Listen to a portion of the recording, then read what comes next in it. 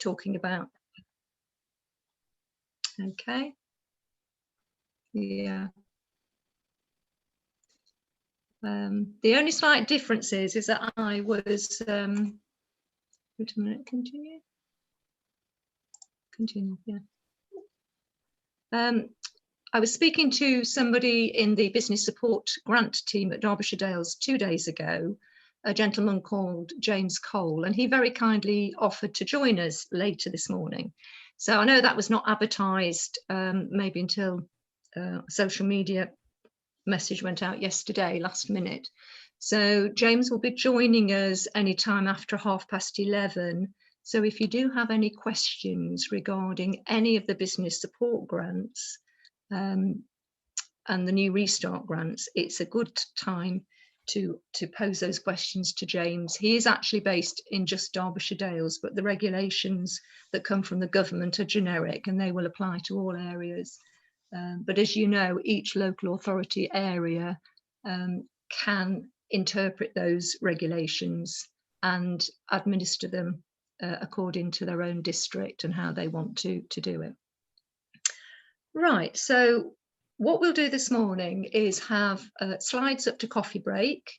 But what I'd like to ask to start with, if you have any specific questions, any specific issues that you're not sure about, any questions that you've got burning, it'd be great if you could either say now or put them into the chat box, because it may well be something that's not covered in the slides. So if there's a bit of a heads up on if there's anything burning that you need to talk about, that would be really useful. And if not, we can always get back to you at a later date anyway, as normal. But if you can think about anything, if you want to get something out of today's morning session, then do put it in the chat or say now, because that will be really helpful for me to understand what your needs are and what it is that you need to clarify. Okay, next slide, Skye, please. So the agenda, similar to what the format we've had in the last few sessions. So to start with, we are going to just talk about a couple of recent local surveys, some of the results that have come out.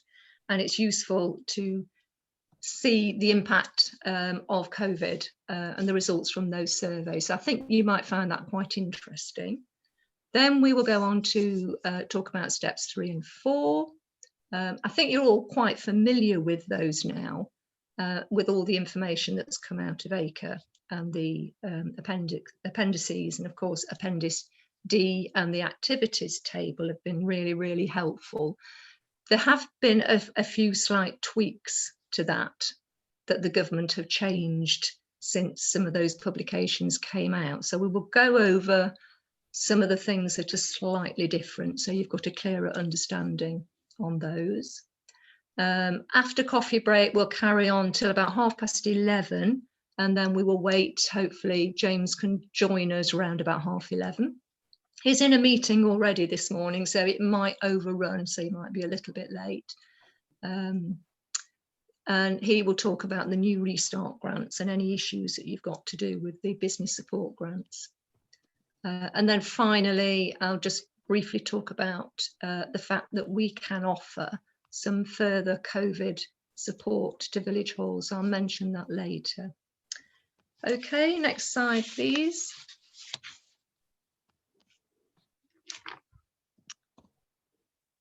Right, so yeah.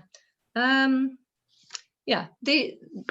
think it's been an interesting time, a dreadful time for people, but interesting for studies to find out the impact assessments on COVID. So specifically for the voluntary community sector, and another study I'm going to mention that's just been for village halls. I'll give a bit of the findings from those, which you might find quite useful. Gives us a bit of an overview.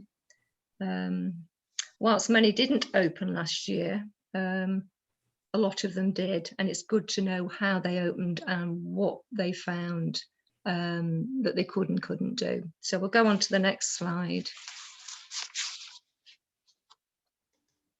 That's slide 4. This is, I think this particular work that's been going on, it's been Nottingham Trent University with Sheffield Hallam and the National Council for Voluntary Organisations, that's NCVO. So this isn't specific to village halls. And they've been, I think, monitoring the impact barometer of coronavirus month by month. I'm not quite sure when it started. So they've been issuing sort of a report each month, I believe. And the latest one was based, and it focused on volunteering, finances and services. So there's some interesting things here, which are not surprising, really. 24% of those participants have seen an increase in volunteers, but 36 have seen a decline. And I think most village halls will have found, or will find, after this is all over, that a lot of the volunteers have got this trustee burnout syndrome. They've had enough. They've got through, they've survived, but hang on, they want to, step back and hand that over to somebody else. Obviously, lots of other charities are having that same feeling. So there's a decline. It could be fear. People don't want to go out and have that responsibility. So that might change. If they do the survey again in a month's time, those figures might change. But at the moment, there is a decline in volunteering. So that's a challenge. That was identified, if you remember, in the ACRE survey, the national survey last year. And the biggest challenge for village halls that they found was the recruitment and retaining of volunteers, trustees. So that is a big issue. And I know a couple of the halls after the last session approached me about that. So it's something that I'm sure you're all aware of there. They also found that the short-term financial position is improving. I suppose as we are now, that's not surprising, as we're unlocking and we're getting back a little bit more to normal, the financial position is improving. With slightly more organisations reporting improved position than those reporting deteriorating position. And that's quite positive. So whether they took into account any business support grants in that report, I don't know. But the last finding, key finding there, the short-term demand for services, particularly in sports, culture, arts, and it's mentioning village halls. It's not surprising. It's rising as we come out of lockdown. I think we are all aware of the value of the village hall or the community building, community centres to help in the recovery. Right, okay, so next slide, please.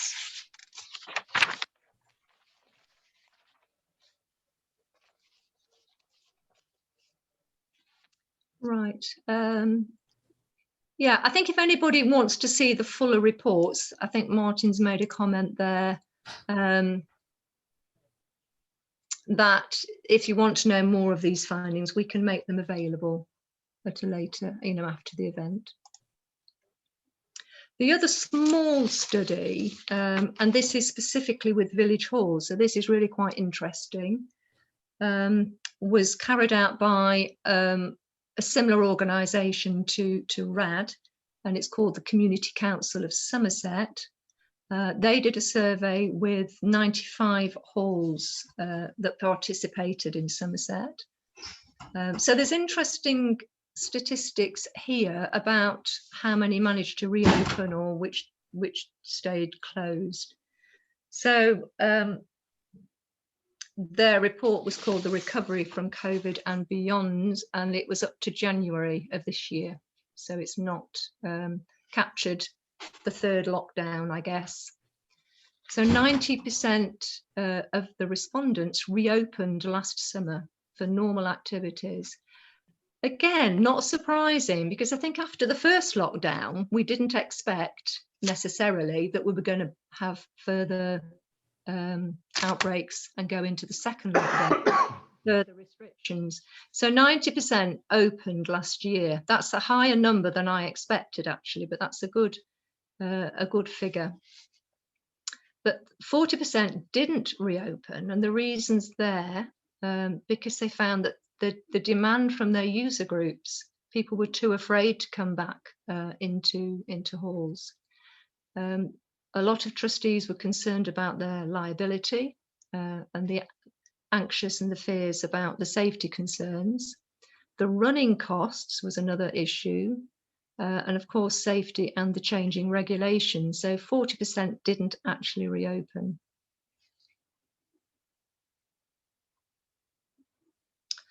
Right. Yeah, that was for the November lockdown when I say 40% didn't reopen there. So 21% attracted new hirers as a result of the pandemic. More people, it appeared, wanted to go to exercise classes. Then there were other services like medical services, flu vaccinations and blood donors. Of course, this was before COVID vaccinations were available. Training sessions, support groups. But they also found that if a neighbouring venue hadn't opened, then groups that were looking for somewhere to meet, then another local venue that was open benefited from that. So if people around you haven't reopened, some of their user groups can transfer across to your hall, which, you know, they may not go back again to their original venue. So it's always wise to reopen to try and maintain your user groups. What's the fourth one?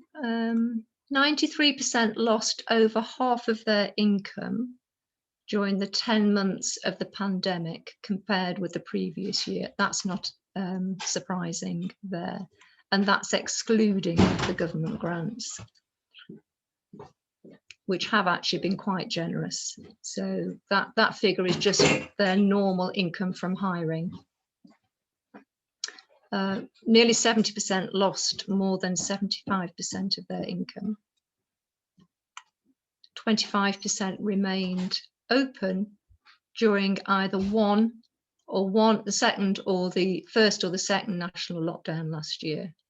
So that's quite a high number. 25% did remain open, and that would be for essential services, key workers, preschools, things like that. So that's just a little bit of statistical evidence that might be useful if you're interested in how it's affected halls nationally. Now, we're still waiting for the ACRE follow-up national survey, which was carried out earlier this year. And that is to, again, look at the impact of COVID nationally. So I think there'll be some more interesting findings and a much, much bigger sample because it's across the whole country. Okay, so the next slide, Skye, please. Right, again, this is from the Somerset findings, asking the question, thinking about the next 3 years, do they think that they would remain financially viable? 52% were extremely confident or very confident that they would remain financially viable. 39% not quite sure, somewhat confident, but there's, you know, just under 10% were not at all confident. So if 10% of our halls are in that position, that's quite a worrying figure there. And the average income for halls pre-COVID, 32%, their annual income was less than £10,000. I think lots of small halls are not going to be earning a huge amount of income, so that's not a surprising figure. A bigger figure, 45%, 10 to 20,000. I think the average income from hiring is about 12,000. So this is quite a good gauge for you because you can look at these figures and compare your size of hall to sort of some bigger statistics to see where you are on that scale. So 7%, 30,000 plus. Well, this study would have included some larger community centres, bigger venues that obviously that income is quite high. not the typical village hall. Next slide, Skye, please. Yeah, this again is recapping what we've done in the past. Just to recap, all should be preparing to reopen now. And you know that you've got to become COVID-19 secure, and then understand what activities can take place and what can't take place. So some of them have slightly changed, things like the number of people attending funerals and choirs, community choirs. But a lot of the guidance, and the government actually acknowledge this, that guidance that's is quite generic that we read, and it needs to be applied to your specific circumstances. Not all situations are the same, not all halls are the same. Your different size, type of activities, users, organisers, managers, etc. They're all different. But at the end of the day, if the trustees or the managers are not confident that they're ready to reopen, it's up to those people to decide when to reopen. It's not mandatory that they follow, they have to open at these certain steps along the way. And just because people say that attendees have had both jabs, it doesn't mean that it overrides the regulations. Because obviously, you know, people can still pass on the virus, and this can be a worry to managers. So if they decide that they don't want to open, it is up to the decision of the trustees when they actually want to reopen. So next slide. Again, we've seen this slide before. The overarching safety measure, it's just as important as ever. And obviously, fresh air has been added to that initial safety message of hands, face and space, the importance of ventilation. But there's still a big emphasis to make sure that halls are carrying out their risk assessments, that groups are doing their risk assessments, and social distancing, and these safety measures are still adhered to. So the next slide, please, Skye. So Public Health England, again, they use this word, and it urges us all to remain cautious. You know, it's fingers crossed time.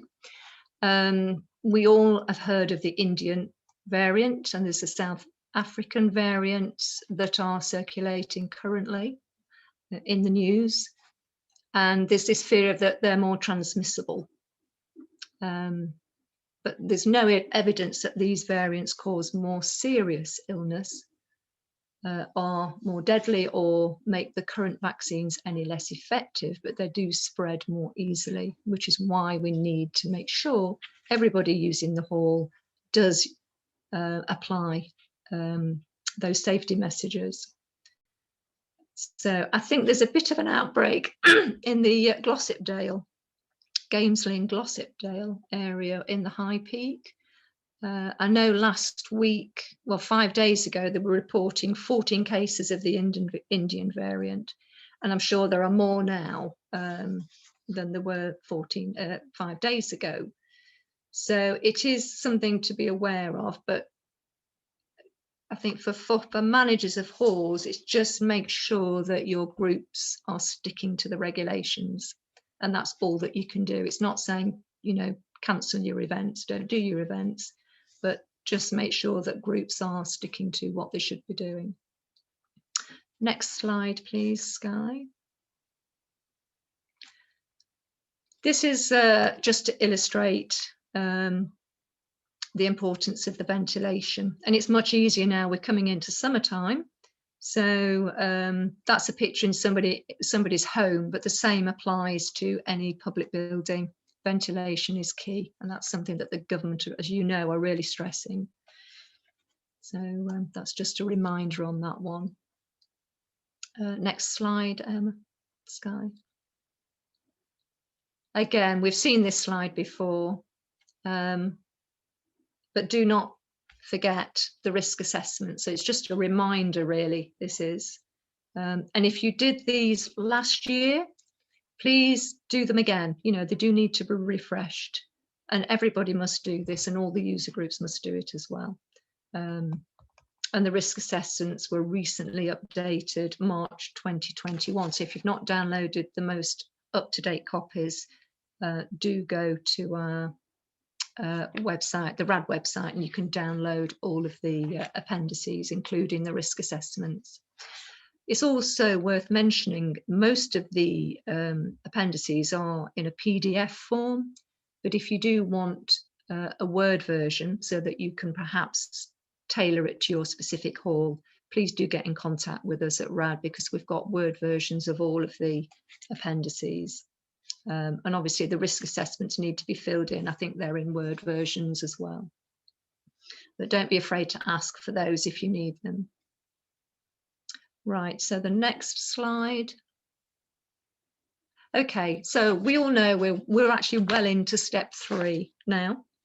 I would imagine you're all quite aware of all these, you know, the easing of the lockdown and what you can and can't do. But the key thing for Village Hall is now that you can welcome back your groups, clubs, societies, things like that back into your hall. It's getting back to normal, isn't it? So indoor events and all remaining outdoor events can commence at step 3. Obviously covering COVID risk assessments, follow your capacity limits and all of those health measures, and mitigating risks as much as possible. So you do that by using the special hiring agreement with your user groups, and I think you're fully aware of that. If not, do download a copy from our website. Any particular queries on that? I mean, are you fully aware of all of the lifting of what can take place now? And we're going to cover things like most significant life events to talk about what that actually means. It's good now that remaining outdoor entertainment can take place, but indoor films, shows, plays, concerts can now take place. But organised events like fetes, auctions, things like that can take place outside. And of course, it may change again before step 4. I think we're expecting that there might be some tweaks along the line, depending on what happens with the Indian variant. But we'll hear more about that towards the end of the month and at the first week of June. So the government will announce if there's any changes that we need to take account of. Right, so the next slide talks about to describe what most significant life events actually means at step 3. This has slightly changed from allowing, the number's gone up to 30 from 15 for weddings and receptions, and it was there, funerals and wakes. It's now, the restriction on funerals has been lifted. So the restriction of up to 30 is for just the wakes, not for the funeral. So that's slightly changed. So christenings, bar mitzvahs, things like that, but it does not allow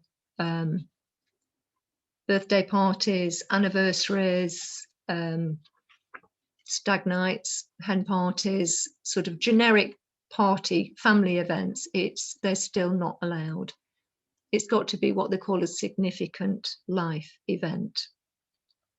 So that's quite clear on what that means. And all of this information, it's all fully described in the Appendix D and the Appendix D activities table. So this is just really a very, very basic recap of what the restrictions mean. So there's still no dancing, as we've said, no teenage, adult birthday parties, anniversaries, because of course dance floors and nightclubs are still not permitted to open, so there's no dancing No partying, that's what it means, doesn't it there? And that's why it applies to birthday parties and things like that. Loud music is not permitted to avoid people having to shout and spread the virus unwittingly. So loud music is not permitted. Performers are advised not to encourage impromptu dancing by audiences. So it's not saying that people on stage, performers can't dance, it's not saying that. But if you'd got a band or a show on stage, they're not wanting anybody in the audience to then get up and start dancing or singing along to that particular show. And of course, there should be no group singing by worshippers or audiences there. Right, so next slide, please. So this is the bit that's slightly been changed. So I think there was a big campaign to lift that legal limit of 30 of people, mourners, attending a funeral. So that has been lifted. I don't think there's a limit on that now. Apart from it has to be determined by the COVID secure capacity of the venue. I think it's very unlikely that that would affect village halls because you're not having funeral services, I don't think. Actually in a community building, it would in a church. So I don't think it's necessarily, there may be some church halls may have a funeral service, I don't know. But the limit on the wakes is still in place. So the legal limit of up to 30 still remains at step 3. And any indoor ceremony or a service has to be conducted in the shortest reasonable time and encourage people to disperse quickly. So again, they don't want people mingling, and it's the length of time where you've got people together is another issue for spreading the virus.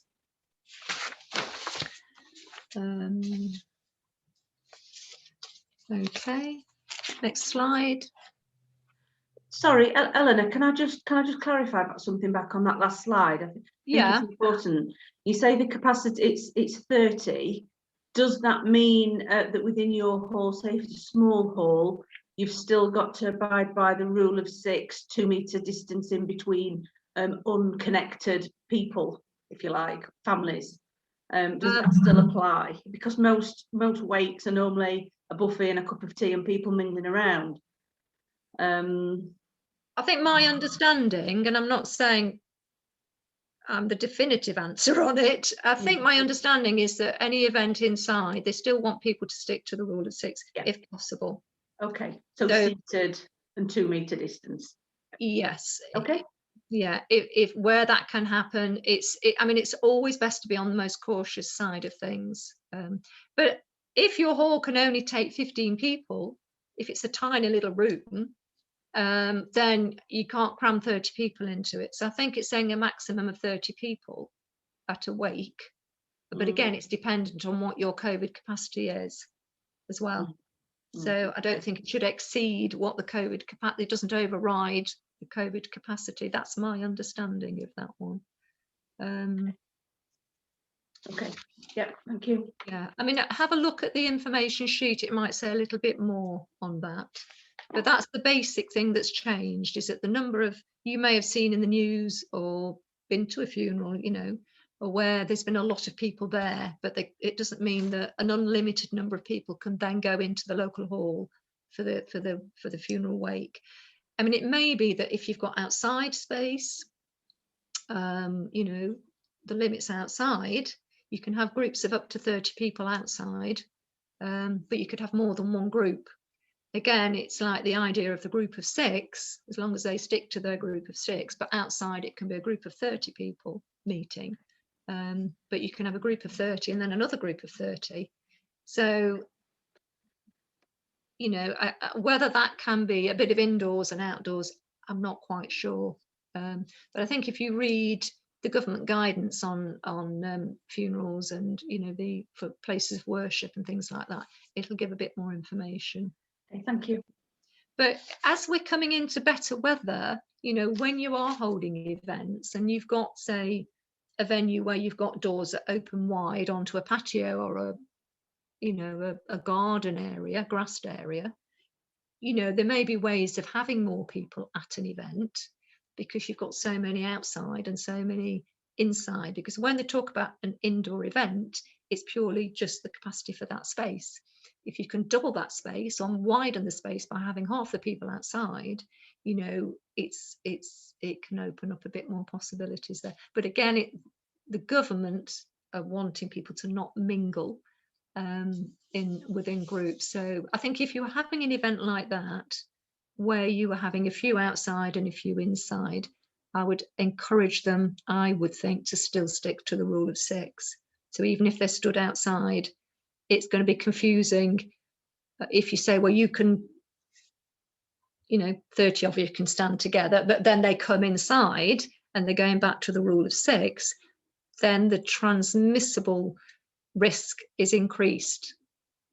Does that make sense? I would still try and reduce it by saying, well, if you do go outside and come back in again, stick to the rule of 6 and then don't mingle.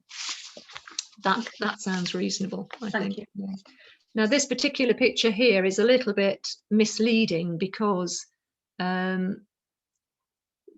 young people there are in a group of 6 outside. But as we've just mentioned, the regulations now allow up to a group of 30 outside. So that don't go by that image for outside. It can be up to 30. This particular image was still developed when it was still step 2, when groups of 6 could meet outside. But that now is lifted. It's groups of 30 can meet safely outside. But the rule of 6 is still indoors. So that's something to be wary of. Okay, next slide. Right, so yeah, if there's any confusion about the capacity limits, do look in your Appendix D and it will explain it. So at step 3, it does say that up to 50% capacity for a controlled indoor event from step 3, May the 17th. This is where some confusion has come in because previously halls followed the 2-metre social distancing rule, which often meant reducing capacity to 25% of your normal capacity.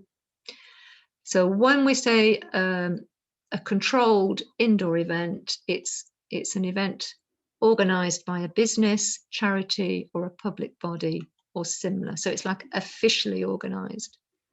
And it can be held within the COVID secure capacity limits of the hall, i.e. your 2-metre social distancing. If it is an event where it's a show or a film, and you've got people seated in rows watching the film, for example, then that capacity can be up to 50%. So film shows, performances, some guest speaker standing on a stage or at the front of the room, and you've got people sat in rows, you can get more people into the hall than the 2-metre social distancing rule.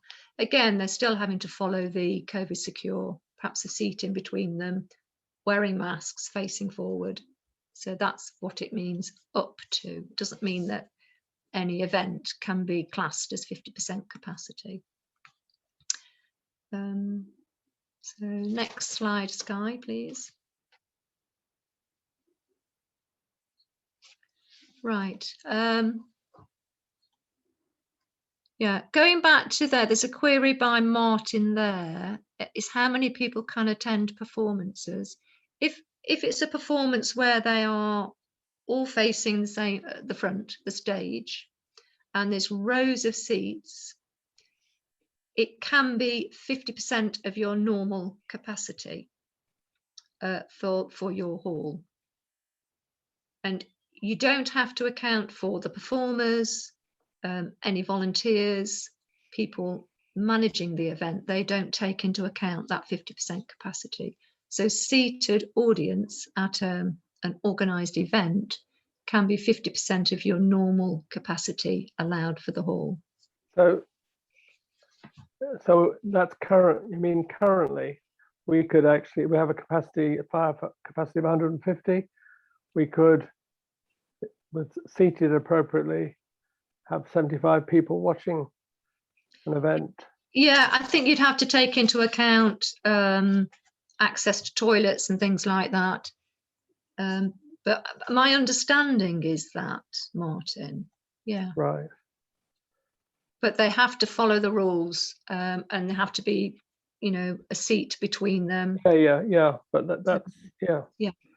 So yeah, well, I mean, that's currently not okay. That's interesting. Thank you.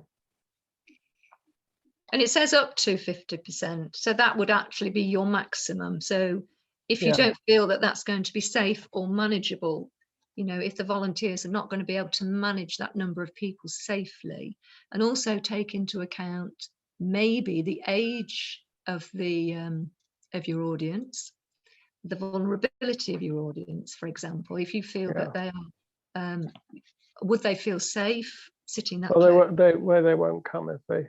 That's I think they have to decide their vulnerability. You can't say, are you over 80 or you just 79.5. I mean, I think the audience have to make their own mind out about attending something. I think you'd have to be quite brave to have 50% in a hall at this stage. So you could say we could have 50%, but we're going to limit it to say 40%. Yeah. I would be quite cautious myself. Yeah. Right. Okay, so right, QR code. Okay, yes, so this is images to do, as you know, the QR code. This is a picture in a cafe, but the same applies to halls. It's a public building. Most people with phone will have probably already downloaded the NHS app. But just to make sure that halls themselves have actually got a QR poster, because it is now, I think it's a legal requirement to have one. So just to be aware about that. But it's telling you where individuals can download the app from the Apple Store and the Google Play. But not everybody's got an iPhone and not everybody wants to use that. So, but it is a requirement for the hall to actually display one.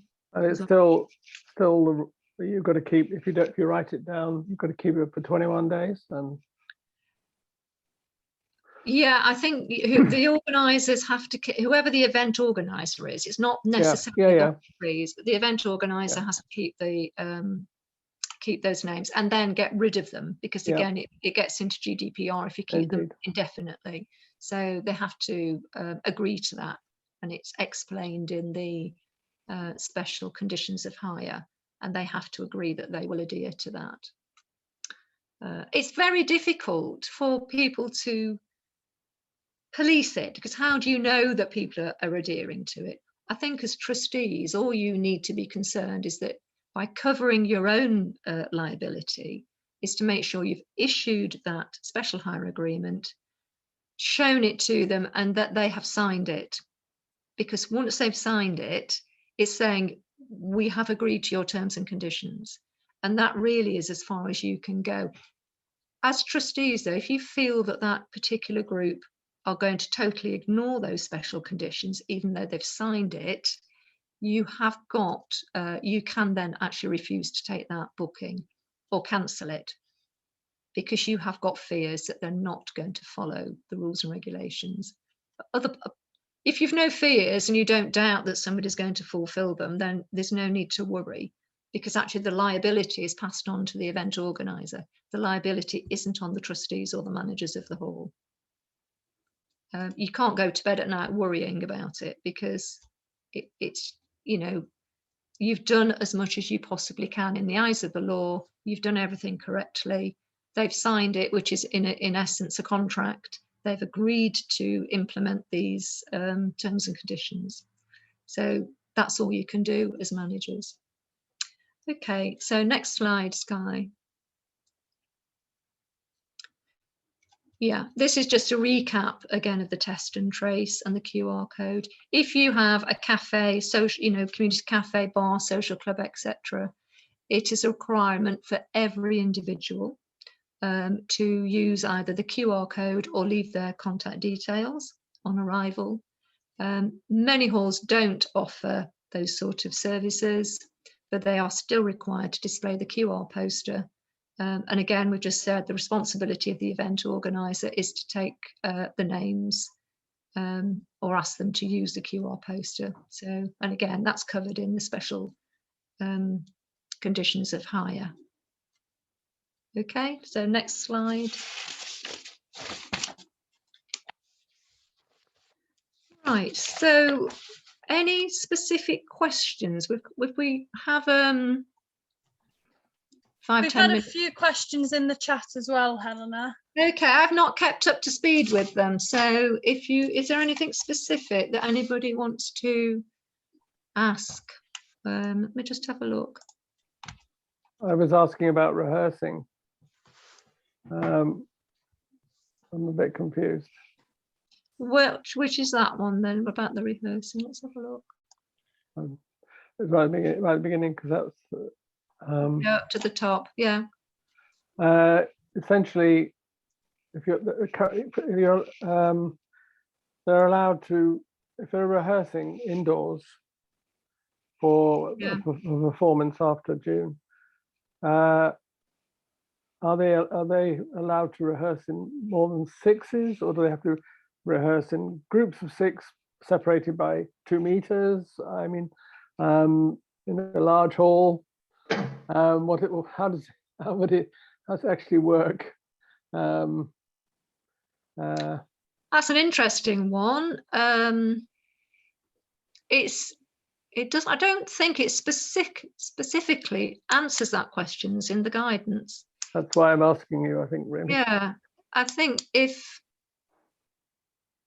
they're allowed to rehearse, my understanding is that if they can social distance as much as possible, then that's the cautious approach. They should do that. They can remove face coverings when they're doing rehearsals, but any other time that they're on the premises and they're not rehearsing, then they should put the face coverings back on again. It's a numbers game, really. They've been rehearsing in the pouring rain outside, and it's not large numbers. It's not much more than 6 or 7, but the time has come where, since it continues to rain continually, whether more than 6 people can turn up inside a large hall and rehearse. Well, more than 6 can go in the hall, but it's the groups of 6, isn't it? So say you'd got 18 people in a play. Yeah. Social distance as much as they can. If they're in different parts of the play and they're not going to cross paths, sort of work out which groups of 6 that they're going to be in. Mm-hmm. And then stick to those groups, because the idea of the group of 6 is not to mingle with other people, but during a rehearsal, unless it's close physical contact, do they need to rehearse the close physical contact? I would still, if they can rehearse socially distance as much as possible, I would encourage that to happen. I think they need to look at the performing arts regulations. They will say more about it, and if it isn't there, it's how they interpret it. I can't see it there. It's down to their interpretation. Yeah, I can't see it there. But I think, Martin, it's if they agree that they will follow the performing arts regulations and sign the special conditions of hire, I think that's down to the tutor of that group, not the trustees. Yeah, well, I'm sure they understand it's their responsibility, but they need to be reassured what actually the rules are, I think, currently, and it's not clear to me what they are, really.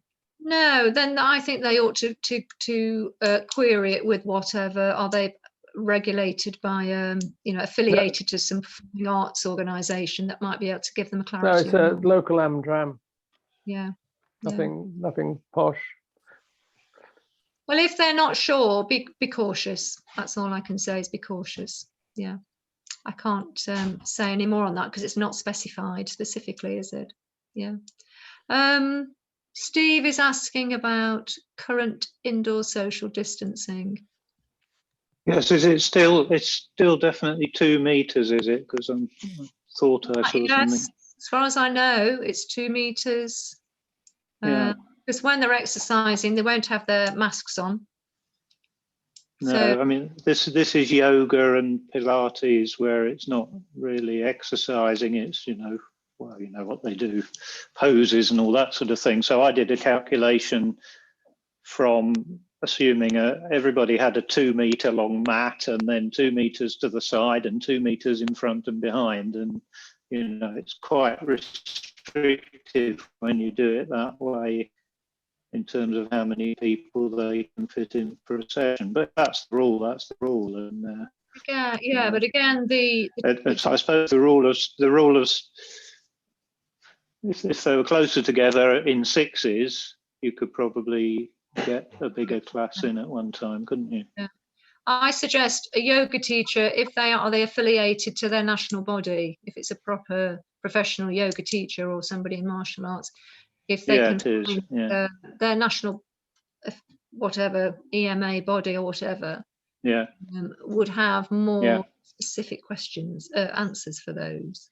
Can I just say, we just had a Keep Fit group start, and they've got their following the national guidance, and they've basically got 3 meter square pitches for each person. That's their guidance. Right. Each person operates within a 3 meter grid.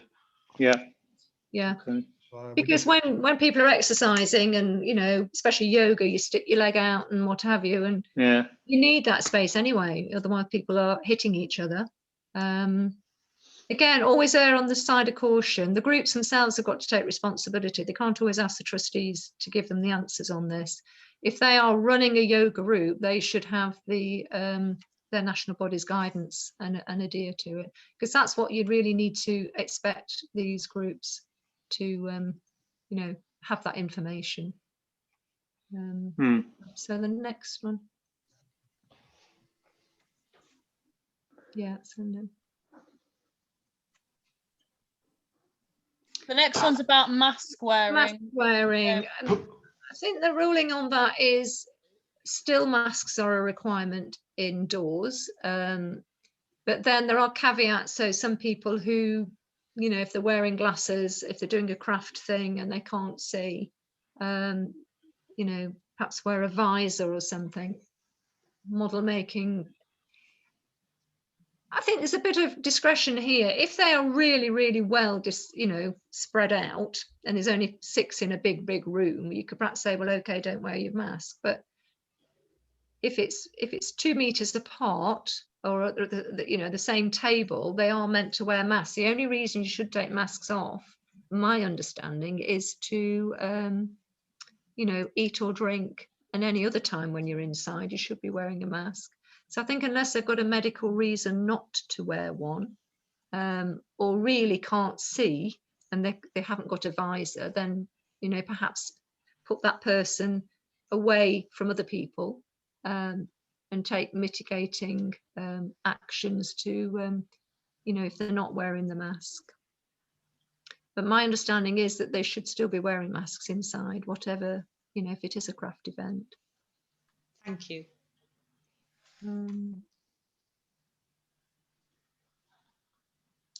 Yeah, we're going to talk about choirs in a little bit after coffee, amateur choirs, yeah.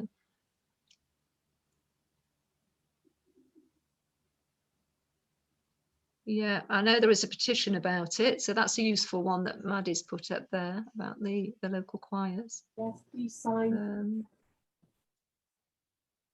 Have you signed it? Oh, I have, yeah. I hope everyone. Yeah. Well, we can circulate that link actually when Skye sends the post-event information. she can circulate that link to the petition. Thank you. But sometimes by the time these petitions, the outcome of it, it might be step 4 anyway, where the Might be restrictions all may be over, lifted, yeah. but it's still a good, yeah, it might be. And then there's just one question about how many people can attend a performance as well. I don't know the answer to that. You mean the actual performers?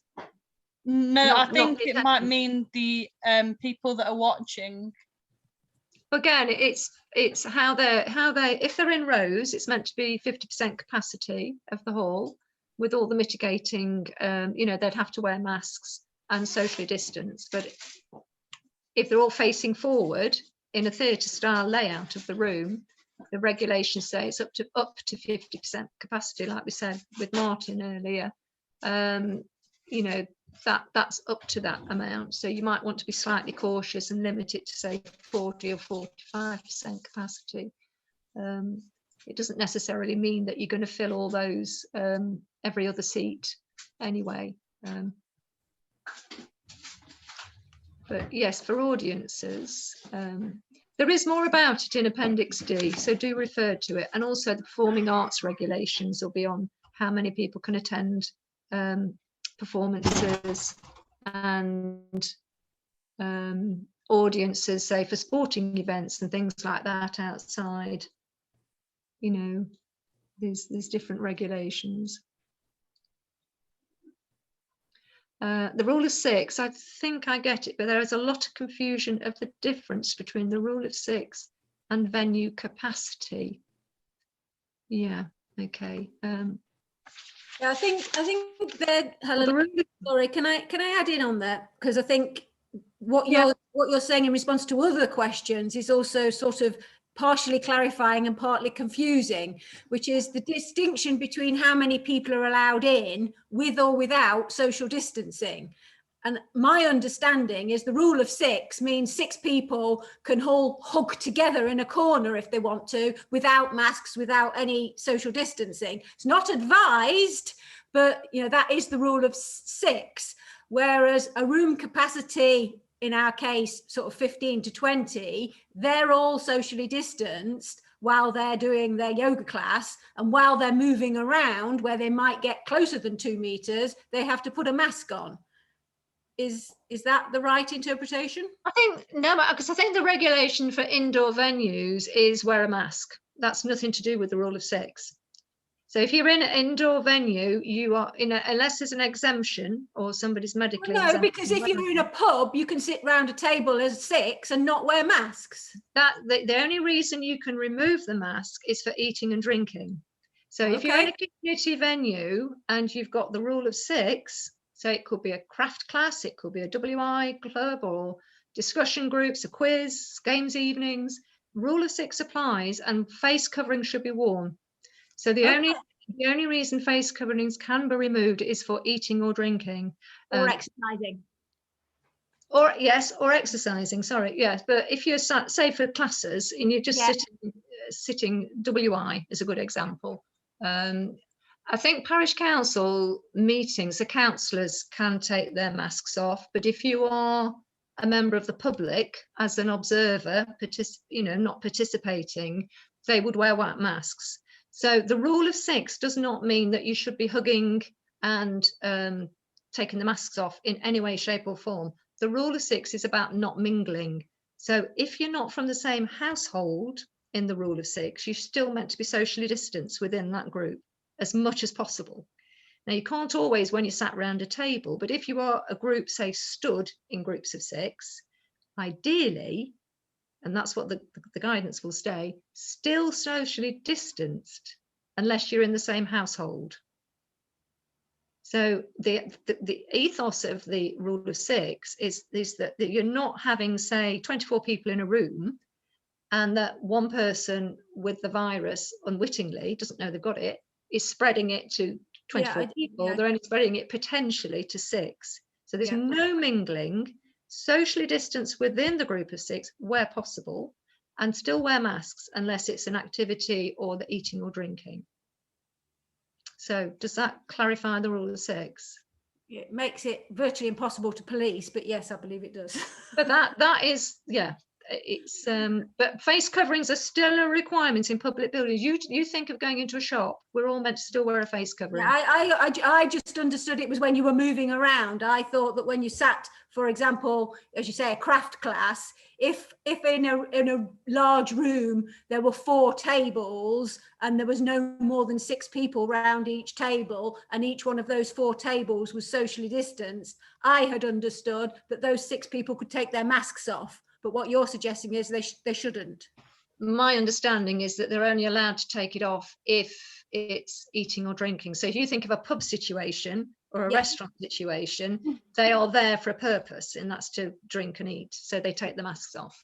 But if you're sitting around playing a game of chess or not chess, but say there's 6 people playing a card game, my understanding is that they still wear the masks because that's not an exempt activity. Does that make sense? It makes sense. I hadn't realised that, but it makes sense. Okay. All right. Yeah. Right.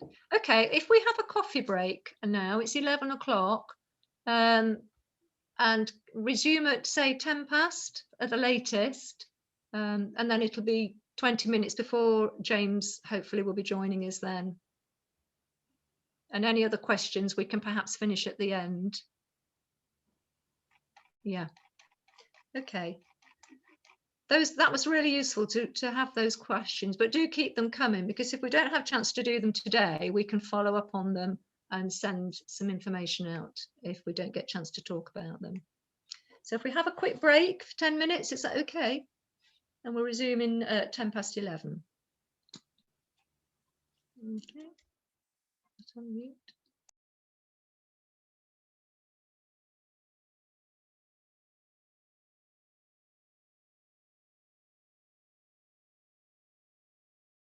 Break. I think, and obviously it's been causing a bit of confusion about performances. I mean, this is something that's sort of quite new, that's been allowed from step 3. But if you refer to the Appendix J, which is about performances in village and community halls, there is quite a lot there to describe how you can manage your audiences. Because as we've said earlier, the government can't account for every type of building, every type of situation, because you know, every building is unique, the circumstances are unique. So there is a lot of information in Appendix J about managing the seating, and you know, the spacing and the mitigating actions that can be taken between seating groups of people, you know, providing 1 or 2 empty marked seats between where people will sit. So if you're not sure, please, all I can suggest is refer to Appendix J, or look at the government website on the performing arts information. There doesn't seem to be a lot about the actual rehearsers, I must admit. So again, have a look on the government website there. I don't know the definitive answer on the people rehearsing. Okay, we'll carry on. So we're on slide 20, and as I say, James will be joining us, you know, within about 20 minutes, hopefully. So we'll whiz through these quite quickly. Yes, I think somebody's commented that this is slipping a little bit. The QR, you know, the testing and keeping of records, but you must impose that on your hirers that they must do that. Also, obviously now people are encouraged to go and get their free rapid tests on a regular basis. And I know when I went into the office a couple of weeks ago, I could only go in unless, you know, on the understanding that I'd had a test before going into the Derbyshire Dales District Council offices. So it seems to be a system that's working really quite well at the moment.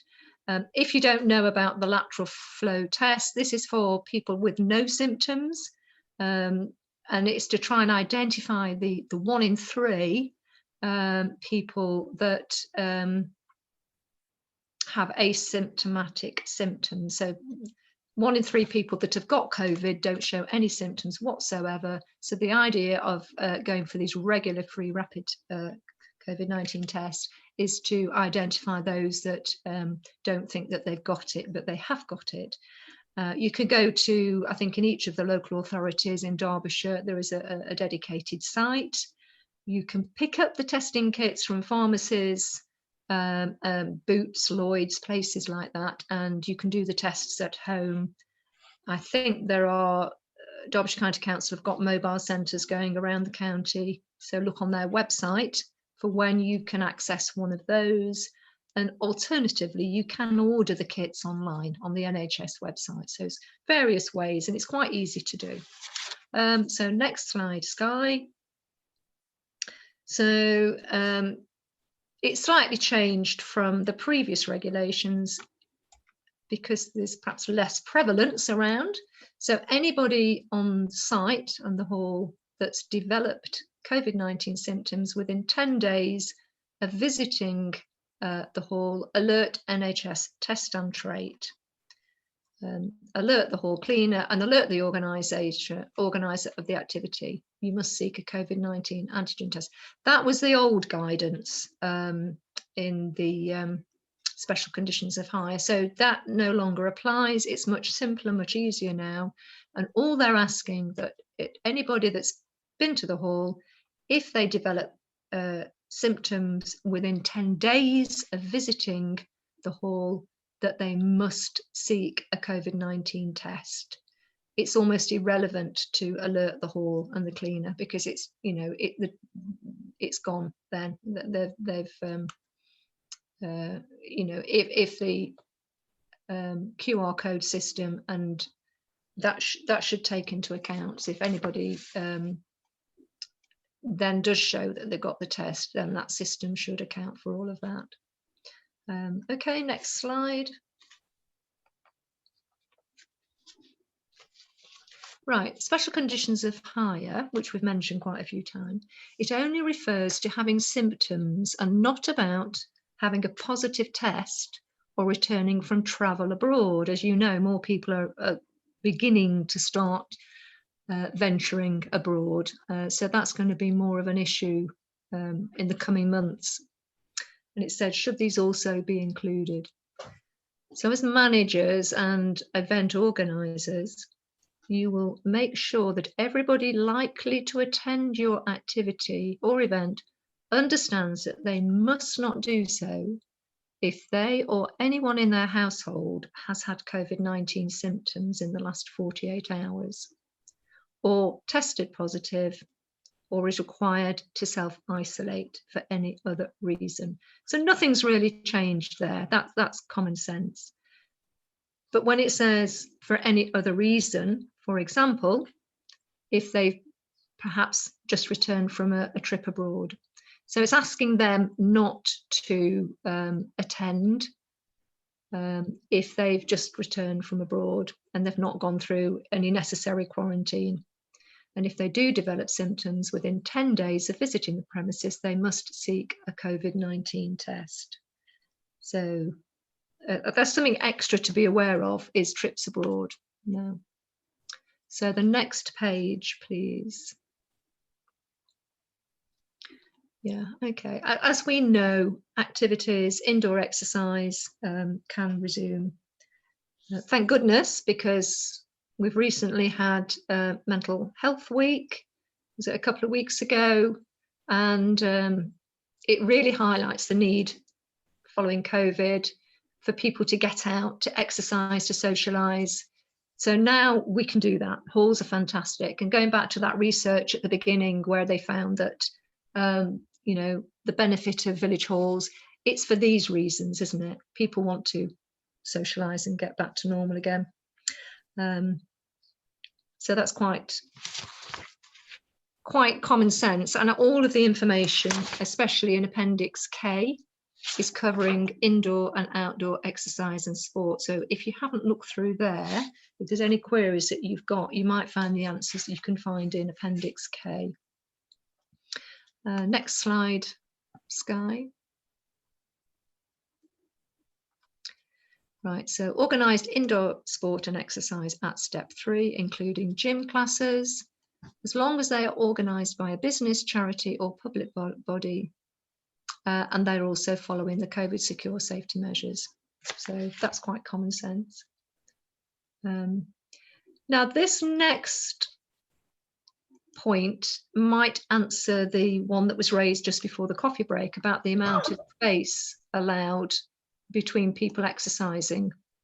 I'd not come across this. I found this from ACRE in an ACRE update only yesterday. So I've not checked it on the government website, but the information from ACRE about the space, it says, must adhere to a capacity restriction allowing a minimum of 100 square feet per person, which is 9 meters square. Has anybody come across that figure before? That's exactly the same as I said earlier, Helena. Is that a 3 metre square? Each person has a 3 metre square, exactly the same as that. Yeah, okay, so that clarifies that. So that figure is correct then. Yeah, so anybody, you know, make sure that your event organisers know that figure, that they're meant to be, you know, allowing the right number of people in to their events. It says here, informal or self-organised sport can only take place within the rule of 6 or 2 household bubbles. Okay, again, it's all explained in Appendix K, so unless you've got specific questions, I'm not going to go on any more about that. There's a lot of information there that you can access. And also the government website is the guidance on providers of grassroots sports and gym and leisure facilities. So next slide.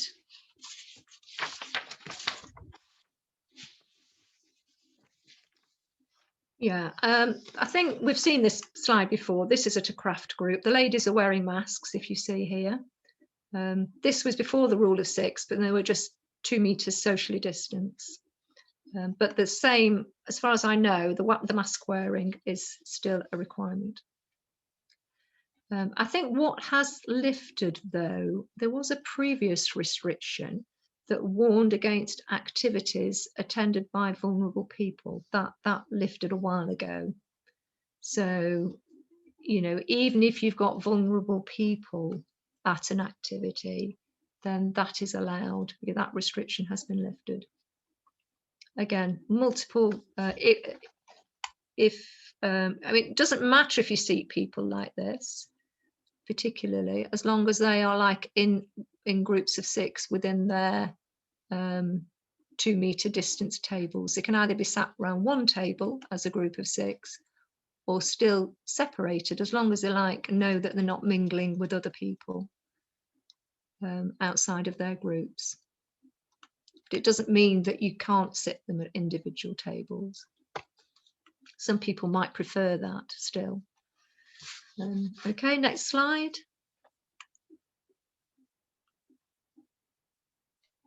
Yeah, how does the rule of 6 work at step 3 for craft classes? As before, it means that people cannot mingle or mix, which we know about, in groups of more than 6 individuals or 2 households. So they can be seated at tables of 6, but those groups need to be 2 meters apart. But like I said, some people may prefer to sit at an individual table. How many people can attend a support group or parent and child group at step 3? That's gone up from 15, it is now 30 can attend a support group. But the limit does not apply to children under the age of 5. Helena, just to let you know that James has joined. Okay, lovely. Right. Hello, James. Well, yeah. Hi. We'll just whiz through a few more slides, James, and then I'll introduce you, if that's okay. Lovely. So the next slide, Skye. A little bit about parish council meetings. These were allowed to resume in community venues face-to-face meetings from the 6th of May. So I'm sure most of your village halls have had parish council meetings back in.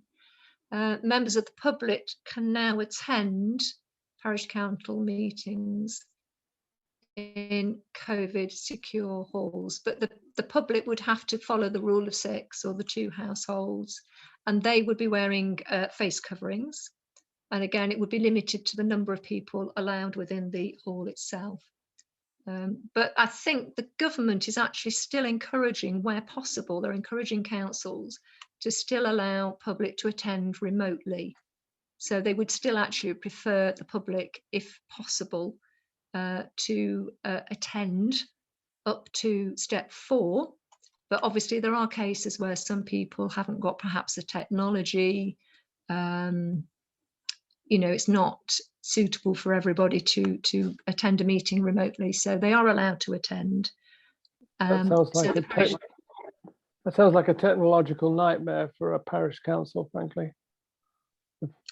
They've had to contend with it, I think, through the lockdowns, but they're saying now. Yeah, they were forced to return to face-to-face meetings, weren't they? The law was changed, so It has. yeah. Yes. But is it because there's no participation by councillors attending online? Is that because of the farce of that well broadcast event in some other place? Because that sounds weird too.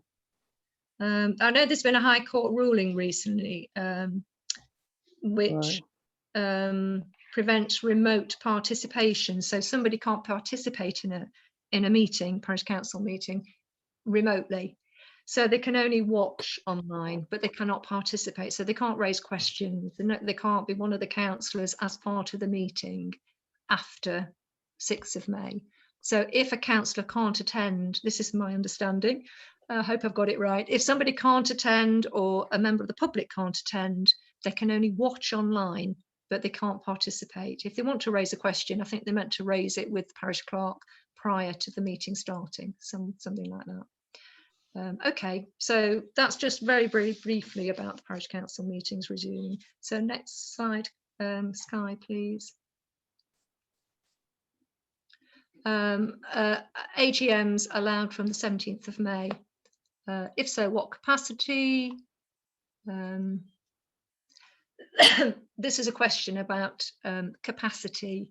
Again, following, is it under the 50% rule capacity, or is it the 2 metre social distancing capacity? I think what this is saying, it just depends how you are managing and how you're organising the AGM. So if you've got the public attending an AGM and you've got them seated in rows, then it may be classed as a performance, the 50% capacity, because people will be sitting facing forward. But again, all the social distancing regulations you would have to take into account, and fair wearing of the face masks as well. So I'm not going to dwell on that because of time. There's a lot of information in the reopening Appendix D about social distancing. That will be covered in more detail in that.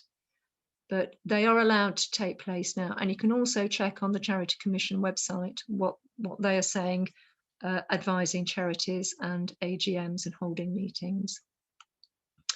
So next slide, Skye, please. Yeah, well, I think this has been raised, hasn't it, earlier, the last minute change to step 3. Singing is no longer allowed for community choirs, only up to 6 people, which has caused a lot of people organising singing groups and choirs. It's caused a lot of upset because they've booked venues and planned ahead and look forward to getting back to rehearsals. And then the government have changed it at the last minute, now only allowing up to 6 people. Again, socially distance, and that's obviously indoor regulation. So the Performing Arts Guidance, which was updated on the 18th of May, states that non-professional singing indoors, so all those amateur performances and rehearsals, should only take place in a single group of up to 6 people. that touches on what you were saying, Martin, isn't it? There, I don't know the definitive answer about other sorts of performances. It says amateur performances are included in that ruling. I think we need to clarify that and let you know a little bit more about that, because that is quite ambiguous. So we'll follow that up. So next slide, Skye, please. So these are quite common questions. What is the limit for children's parties at step 3? Is it still up to 15 adults or 30, which would be in line with the parent and child groups or support groups?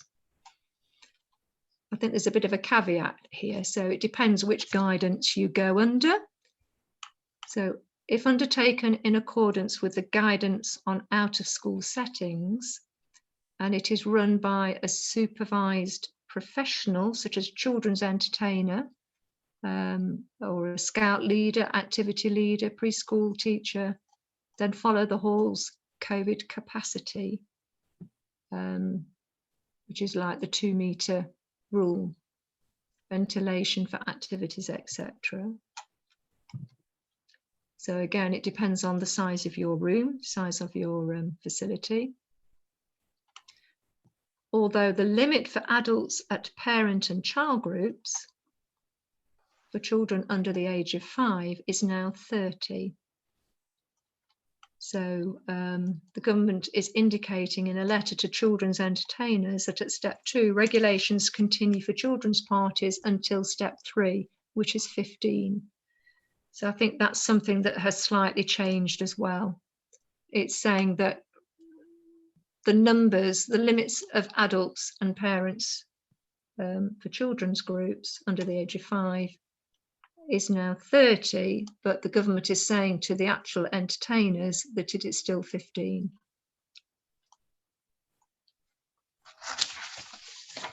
Right, so that again has caused a bit of confusion. So next slide, Skye, please. Step 4, we're hoping and praying that easing will be lifted at step 4, but again, we don't know, and further announcements the week before the 21st of June, the government will announce whether these will be allowed to go ahead or not. I think it's all dependent on the current state of the Indian variant and what's going to happen. So fingers crossed for that. Next slide, Skye.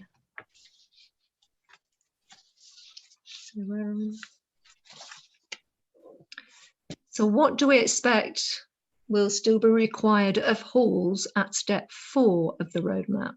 Will it be back to business as normal? We think it's probably unlikely it won't be back to normal. The roadmap says the intention is the removal of all legal limits on social contact. It seems very doubtful that there'll be a complete lifting of all of the current restrictions, which indicates that the rule of 6 or 2 households will be relaxed. However, the roadmap also says we are going to have to keep living our lives differently to keep ourselves and others safe. Consequently, we must anticipate that certain COVID-19 secure measures will continue for some time. This will affect village halls and community buildings. We've just got to wait and see what the government say. So things like whether they'll continue the wearing of face masks, social distancing rules, we've just got to be patient on that. We don't know what's going to happen. So next slide, please, Skye. Can I just ask, sorry, Ian Marsh here, this is a key point. As I understand it, the key point there is legal restrictions were removed. So therefore, there's no legal obligation to do anything. But what there is the guidance advice will continue, but you can't be prosecuted for not following it. In other words, this is what we're meant to be doing. It's good practice, it's guidance. So ultimately, we can encourage groups that come in to follow the guidance, but ultimately it is their choice what they do after step 4, as I understand it. It might be that. I mean, that will leave it. I think the government are trying to get the responsibility onto individuals rather than the government to impose all these restrictions. It's a gradual shift for people taking personal responsibility, which we should be doing anyway.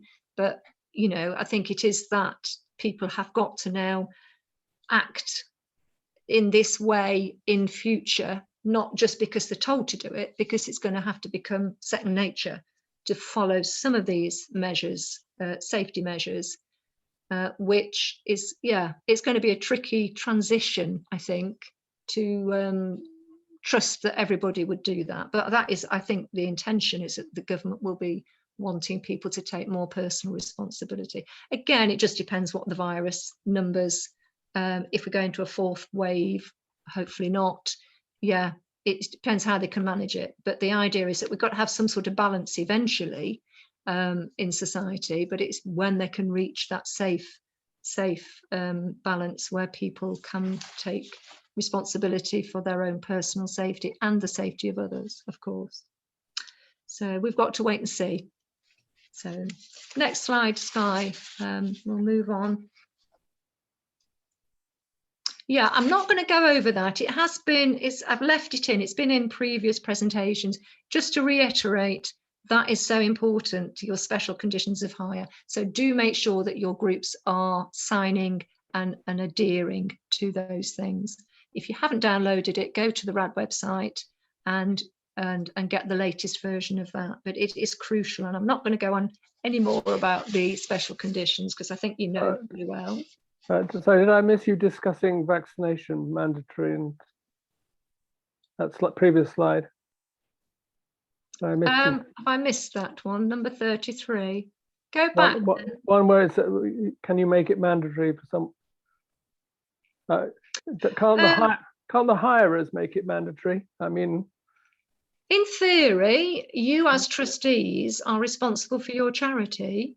Whether that would be going against equality legislation, it may well do.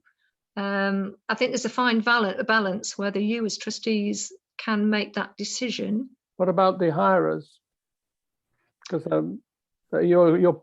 we're passing all the responsibility for following the rules to them, and can they not just say, I need proof that you've had a lateral flow test or 2 days ago, 3 days ago, that you've been vaccinated before I let you in? I think we've got to wait for the results. I know the government have been doing a lot of pilot events about how this is going to be managed, whether people have got to have a vaccine certificate or not. And I think that's due out sort of in the next few weeks prior to step 4 anyway. I think we're going to have to wait for a lot more clarity on this from government. I think individual event organisers can perhaps refuse somebody, but I mean that they're taking that legal responsibility on their own shoulders. It would not be something that you're insisting as a hall manager. It's not in the special conditions of hire. So you're covering yourselves as charity trustees. Whether an individual event organizer wants to insist that people have had the vaccine, I think that's down to them, or follow the guidance if they are, say, a dance tutor or affiliated to a national body, a governing body of their particular sport or activity. They could follow the guidance from their national body because they've got to take responsibility for their particular group and their activity that they're holding. But I think as regards for what's going to happen in community buildings or public buildings in general, we've still got to wait for government guidance on that. I know I had my second jab last week, and they said now that you can have, it's registered on an app on your phone, so that I hadn't realised that myself until I had the second jab, which whether that's going to be replacing the need for a COVID certificate, but then again, not everybody has a smartphone, so it may not work for everybody. we don't know yet what the government are Yeah, going but to say. in the end, there's a balance, because 2,000 people every year die from flu, and in 1989, like 20,000 people died from flu. Yet we don't make any of that mandatory. So there's going to be a balance. There has to be a balance here. But in the end, it's. I mean, if everybody's had the vaccination, people are going to feel a lot safer. But we don't know what percentage of people locally or at an event will, haven't had the vaccination. I think we need a lot more clarity and guidance. I can't really comment on how it's going to manage. The good news, no doubt, will be. Sorry, Martin. Yeah. The good news is the vaccines we've invented for this condition are more effective than any previously. Much better than flu vaccines. Actually, that is one good thing that's come out of it. Yes, that's it. I think, as you said, I mean, people have passed on flu in community buildings and village halls forever, haven't they? We just take that for granted, that you go out somewhere, you could get the flu or a cold, and that's part of life. So it may be that they'll class COVID in that category, rather than having to, only be allowed into a venue if you've got a COVID certificate. So again, we've just got to wait for government guidance on it. But it is a crucial thing for hall managers to consider and be aware of moving forward. But it's too early to say at this stage. So all we can do now as event or as venues is follow the guidance and the regulations that we have got now. So don't think what might happen in a month's time. As long as you are following the appendices, special conditions of hire that are available now, you are doing everything that you can possibly do. So don't be afraid of what might happen in a month's time or a few weeks' time. That will come out in due course. The government will announce it. ACRE will decipher it and interpret it how we're going to have to adhere to that legislation down to sort of small village halls and community centres. So at the moment, follow the guidance that we've got, and you're absolutely fine. You're covered. There's nothing to worry about. But it is something that we're going to have to address probably before step 4. So that's an interesting one to look out for in the coming weeks. Okay, I think we've come to the end of my slides. So we've just gone 20 to 12, so we've gone over a little bit. But I think if we return to, go on to the next slide, Skye, please. Is that the, oh no, on the next one again. Yes, this is the slide, James. Can you see, have you got that on your screen? Yes, thank you, yeah. Okay, well, we can either go as a whole group. Which would you prefer? I'm quite happy to take the slide down if that's distracting, or we can just go to a group screen. Which would you prefer to do? It's your preference. I can see the slide and the people in the room on my screen at the moment. So. Well, James, thank you so much for offering. This only came about a couple of days ago because I'd phoned up Derbyshire Dales District Council Business Support Team with an inquiry and had a really useful chat with James. And then I mentioned I got this event running this morning, and he offered so kindly to join us. So I'll pass you over to James, who's just going to do a quick overview of what the business support grants are available. And if you've got any questions, fantastic opportunity to ask James. So I'll pass over to you, James. Brilliant. Thank you very much. Good morning, everybody. As Helena said, I'm James. I'm part of the team that's been working on the business grants since October last year. And I'm just here this morning just to sort of recap.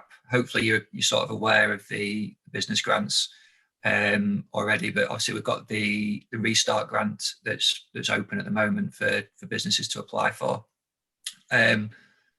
Across the Dales, in businesses that have already had previous LRSG awards should have already been contacted directly via email based on their previous grant awards to apply for the Restart grant.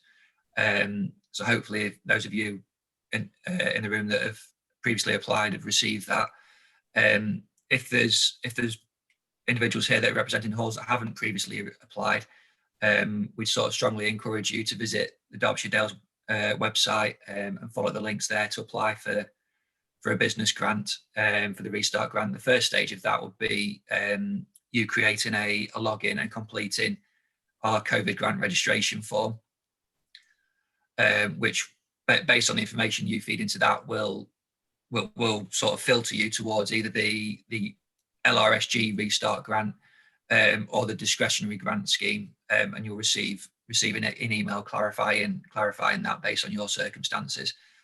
If it's for the main sort of Restart grant, if you like, what will happen off the back of that is a member of the team that I'm working in at the moment will contact you directly, either via email or by phone, depending on which contact method you've put in as part of your application, so that we can complete the application with you over the phone at that point, or via email, supplying once we've got the information. The Restart grants obviously vary in size depending on the rateable value of the property. It's sort of a minimum of £8,000 for community venues, and the deadline for applications is the end of June. We're across the Dales, we're encouraging businesses to get their applications in as soon as possible, just because we're aware that as restrictions ease, as life opens up a little bit more, obviously people are going to be pulled away back to other aspects of their life and other aspects of their business, and we don't want individuals to miss out on this opportunity. So we are sort of encouraging businesses to apply sooner rather than later. Just looking at the question, sorry. So that's a very good question. Thank you, Janet. It's sort of the bulk of our conversation with Helena on Monday. If a parish council owns the village hall, it's our understanding that they are not eligible for the Restart grant at the moment. We are seeking further clarification on that from our colleagues in Bays. So at the moment, we would encourage any village hall that thinks they may be eligible to submit an application.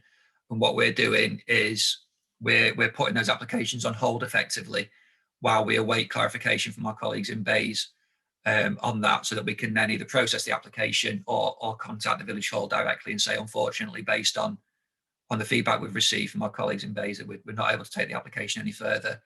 But we would rather have an application in at this stage from our point of view, from a village hall that thinks they may be eligible, so that we've got that application, we can process it when we do get clarification from Bays. So that's, I'm sorry, I can't give you a definitive answer to that question, but hopefully that gives you sort of our stance at the moment, Janet. So does that mean if they're the custodian trustee that that we are not eligible? That's what that really actually does mean?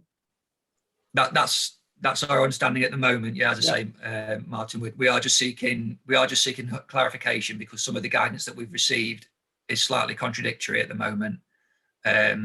So we're just seeking absolute final guidance from my colleagues in Bays, so that we can then make those decisions regarding those applications. So there's a theory about that they ought to be giving money, which would be a joke.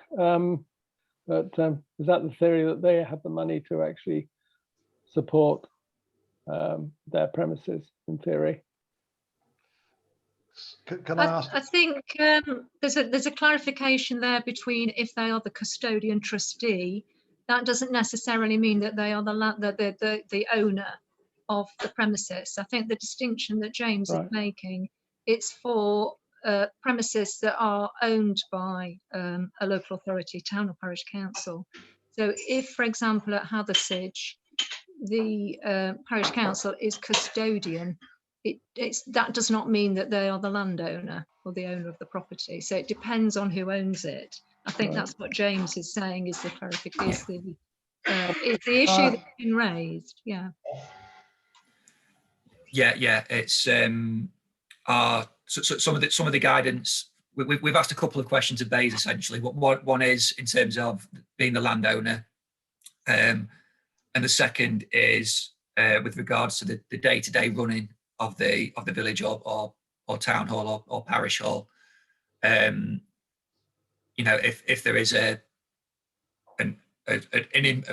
formalised agreement that they, if the charity or something were to default or to fold, and the hall would return back to the ownership of the town or parish council, we're just seeking it's sort of the complexities that it's the minutiae of some of the detail based on the guidance that we've got where there is a slight contradiction. That's exactly, I think, our situation. If we all gave up the management committee, then the parish council would be responsible. Yeah, so in that circumstance, that is one of the questions that we're just awaiting some feedback from. As you know, if there isn't a direct involvement on the day-to-day running, our understanding at the minute is that we can pay out under those circumstances, but we are just waiting. Pay out the grants under those circumstances. We are just waiting for 100% clarification from our colleagues in Bays. May I ask a question of a similar vein as Ian Marsh here? The complication is in the way you introduce it. You keep referring to businesses, and of course, none of us would, I would imagine, would describe ourselves as a business. I represent a church. I'm with a church, and we have large premises, which have basically our income's been decimated for the whole period. I didn't think we were eligible for this. Do you think we might be? We own the buildings, by the way, we're freehold. If there would need to be. My understanding is that it would need to be clearly evident that it's established as almost as a separate entity, and that it would normally derive income in its own right, separate to the religious institution, if you like. Right.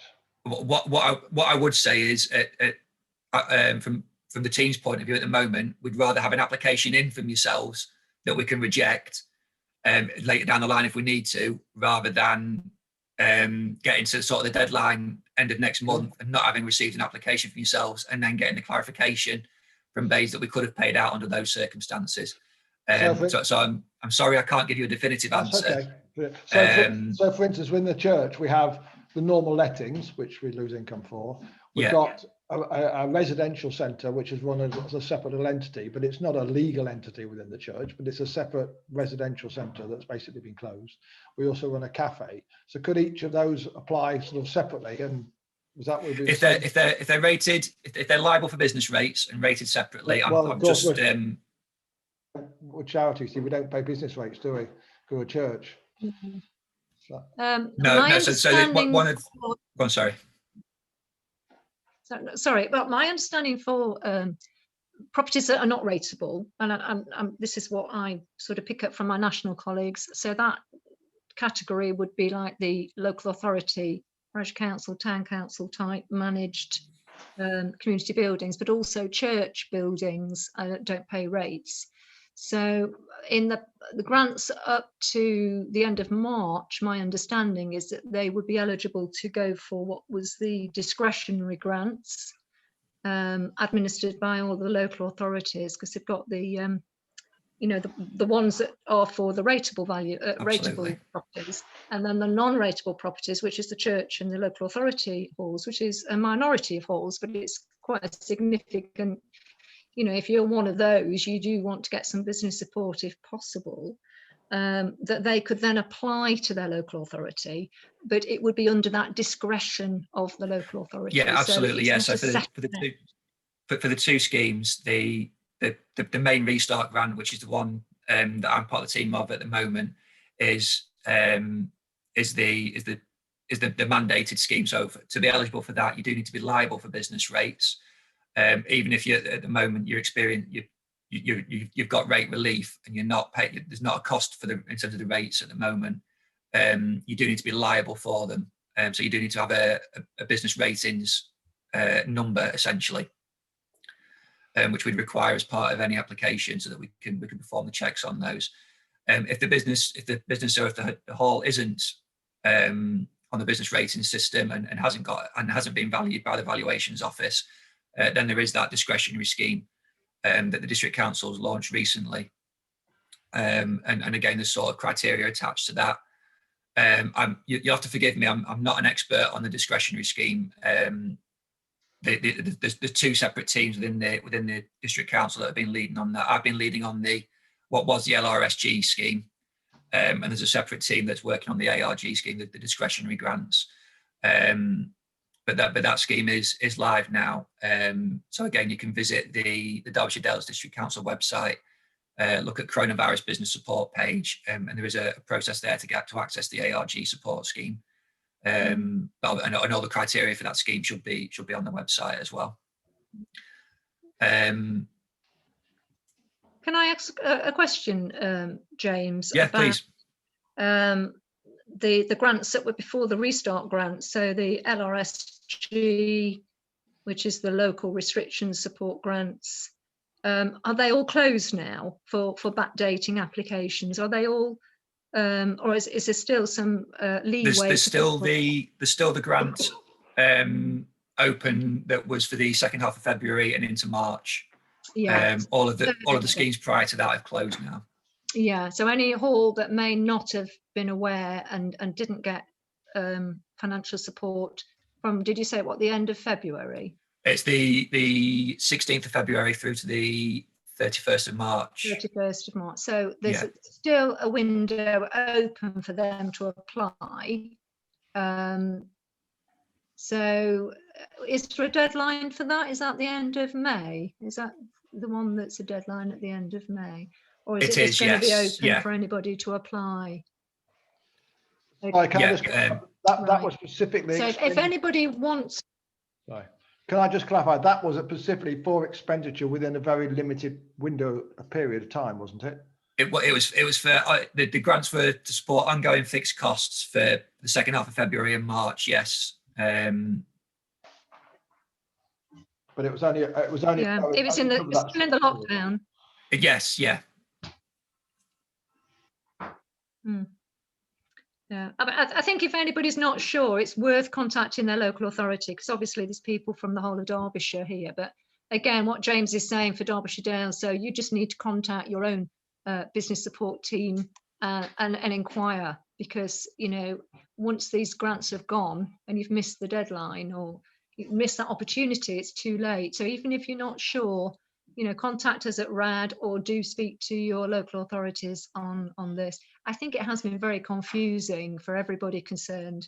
Absolutely. And I think the local authorities have done a fantastic job, because I think there's been something like 9 different grants over the last year and a bit since COVID started. There's something like 9 or 10, I don't know, but a lot of different grants for them to administer and work out the eligibilities and everything else. I think it's been probably a horrendous time for the local authorities to do this. But rather than, you know, if groups are not sure if they're eligible, rather than say, you know, I'm not sure, I'm going to do nothing about it, you're better to say, I'm not sure, I will find out before it's too late.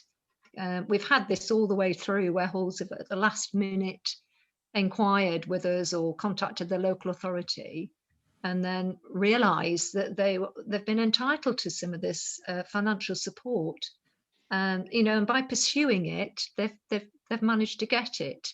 So don't be put off by, you know, finding out, even if at the end of the day you're not eligible. I mean, the majority of the halls have been eligible for financial support, so it's definitely worth looking into.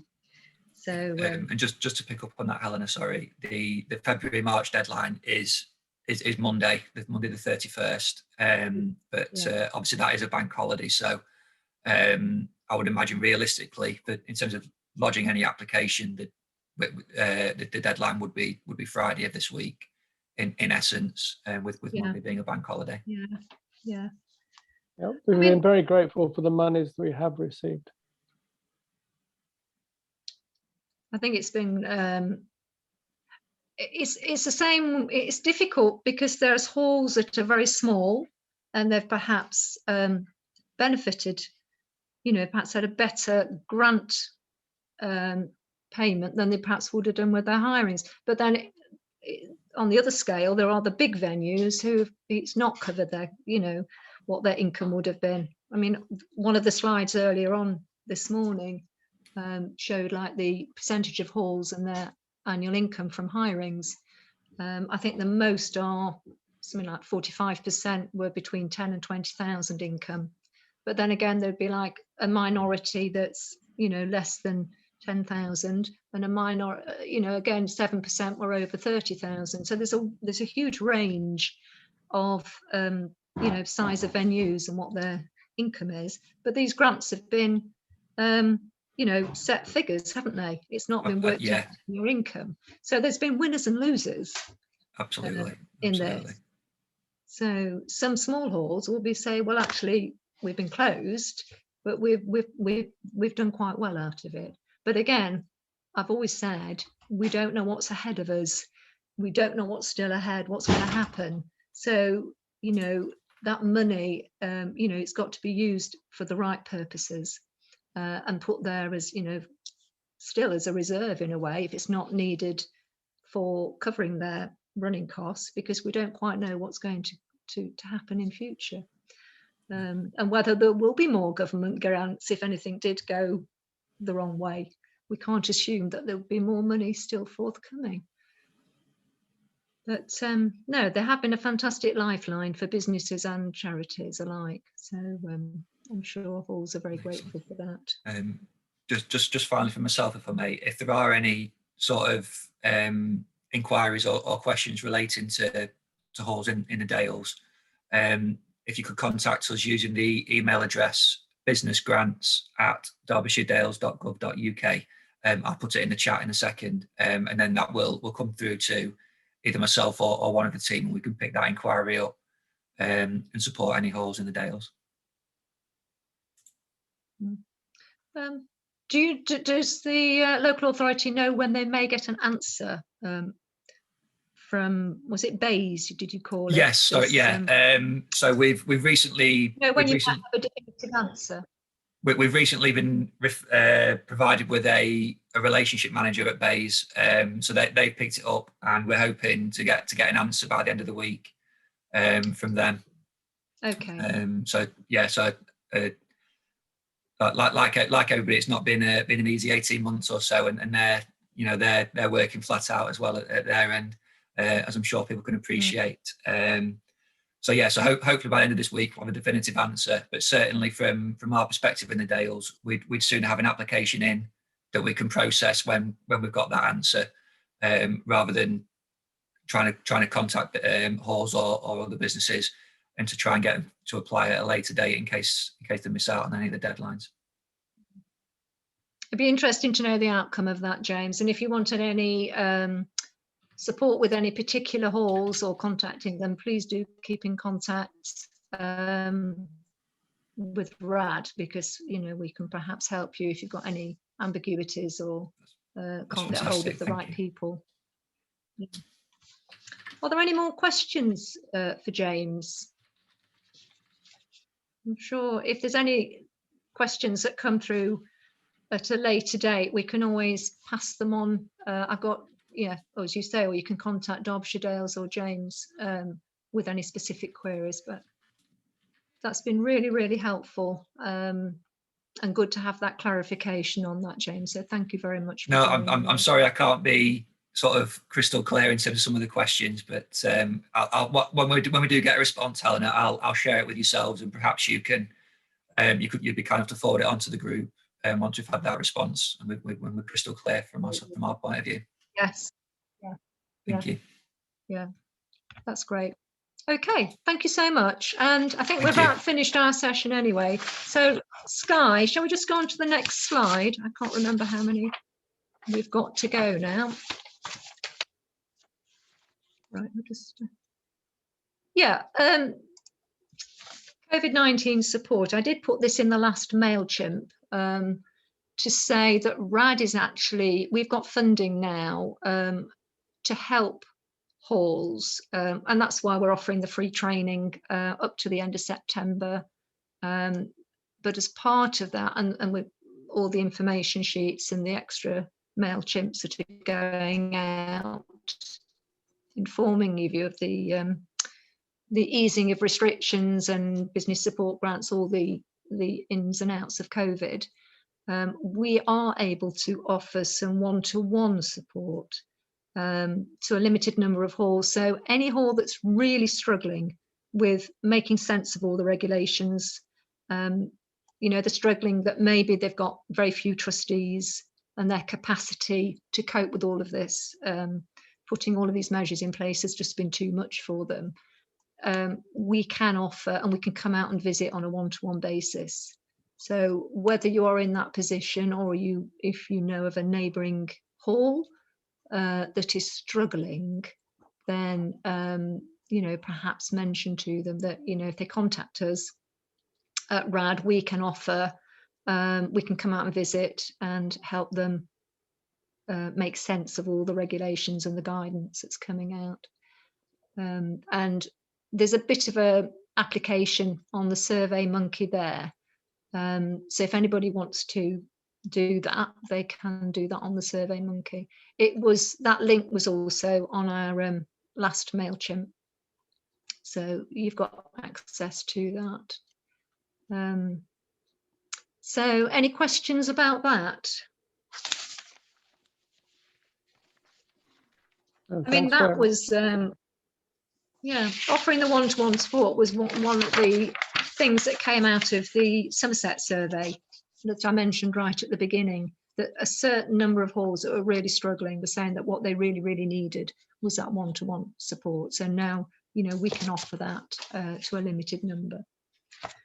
And that's it. Any questions? No, thanks very much for... Yes, thank you. It's been very informative. Right, so the date we're doing, the next one is on the 23rd of June. And after that, the 21st of July. So we're going to be running similar things on a monthly basis to the end of September. So if you wanted to make a note of those, if you were interested in joining us, the next one's the 23rd and then the 21st of July. I will just mention that when Skye sends out the after event materials and links and things, she will send out some information to do with safeguarding in village halls. I know that's a bit random to the topic of COVID, but it is a requirement. We're taking part in a national project that our national body, ACRE, has got funding. And the aim of that project is to make sure that all halls across the whole country are aware and are implementing safeguarding practices in their organisation. So as part of that, we said that we will highlight it at all of our training events. So we will send some information to do with safeguarding. So that's why you'll be getting that in the post event information. So any other specific questions before we leave? No.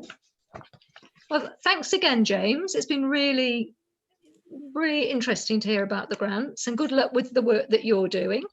I'm sure you've got your hands full for several months to come with regards to that. But really, really appreciate you spending, you know, some time this morning to join us. That's been really helpful. No problem. Thank you for having me. You're welcome. Right. Okay, that's it. Thank you, everybody. Thank you.